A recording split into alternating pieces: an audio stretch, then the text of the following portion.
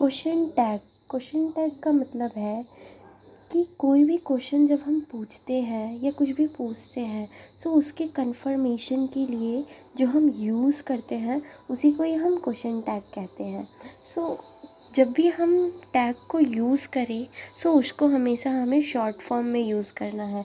जैसे अगर is not है सो इज़न्ट, आर नॉट है तो आर्ट, शैल नॉट को शेंट, मतलब इन सबको हमें हमेशा शॉर्ट फॉर्म में ही यूज़ करना है। V1 का डोंट या डजंट एंड V2 का डिडंट। सो ये सब लिखा है। एग्जाम्पल जैसे Naveen has completed his work. So Naveen has completed his work, तो इसका क्वेश्चन टैग बनेगा हैज़न्ट ही, क्योंकि इसी को ही हम मतलब क्वेश्चन टैग कहते हैं।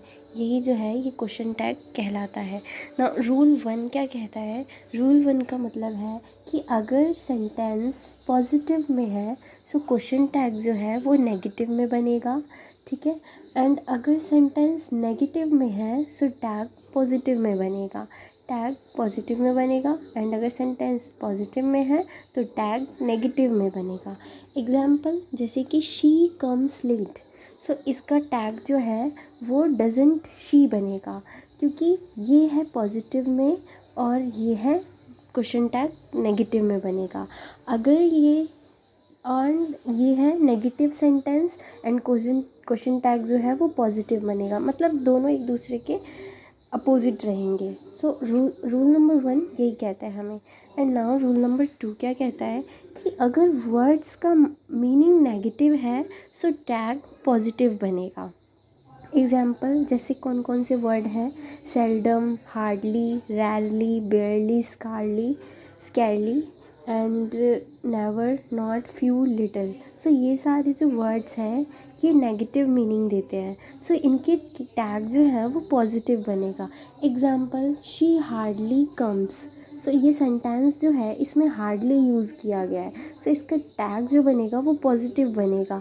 हार्डली कम्स यानी कि वर्ब की फर्स्ट फॉर्म यूज़ हो रही है, प्रेजेंट का सेंटेंस है, सो इसीलिए यहाँ पे यूज़ होगा does she few students came, verb past का सेंटेंस है इसीलिए यहाँ पे डिड दे यूज़ किया है हमने question tag. Now so rule number 2 जो है वो इसी के बारे में बताता है। नाउ रूल नंबर 3 क्या कहता है? रूल नंबर 3 में ये बताया गया है जैसे सब्जेक्ट, टैग एंड एग्जाम्पल। जैसे अगर दिस, दैट, नथिंग या एवरीथिंग दिया है सो टैग में हम प्रोनाउन में इट का यूज़ करेंगे। और अगर दीज, दोज दिया है तो दे का यूज़ करेंगे।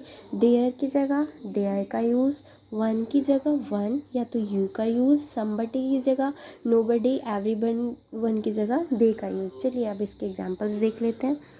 जैसे कि हमने यहाँ देखा ही है, जैसे यहाँ पे लिखा है सेंटेंस है this is easy. Sentence subject किस में है? मतलब हमारा सेंटेंस है, अगर इन सब में से कोई से भी वर्ड आते हैं सो टैग में क्या लगेगा? प्रोनाउन इट लगेगा। सो इसीलिए यहाँ पे इज़ का इज़ेंट हो गया, क्योंकि यहाँ पे पॉजिटिव था तो यहाँ इज़ जो है वो नेगेटिव हो गया, इज़ नॉट हो गया। और यहाँ पे दिस की जगह इट आ गया, यानी कि हेल्पिंग वर्ब यहाँ पे क्या होता है कि वर्ब आ जाती है फिर उसके बाद यहाँ पे सब्जेक्ट आ जाता है। सब्जेक्ट हमारा नाउन या तो प्रोनाउन होता है, सो इसलिए यहाँ पे इट आ गया है। दिस का जो सब्जेक्ट है वो यहाँ पे इट बन गया। अब यहाँ पे सब्जेक्ट है दीज, दोज का बनेगा दे। लाइक जैसे कि दीज आर योर्स, तो आर का हो गया आर्ट एंड दीज का हो गया दे। नाउ देयर का there, so there is a problem, so is का हो गया इजेंट एंड देयर का देयर रहेगा, ठीक है। नाउ वन का वन या तो यू होगा, तो one should do duty, so should का शुडेंट एंड वन का यहाँ पे वन ही रहेगा।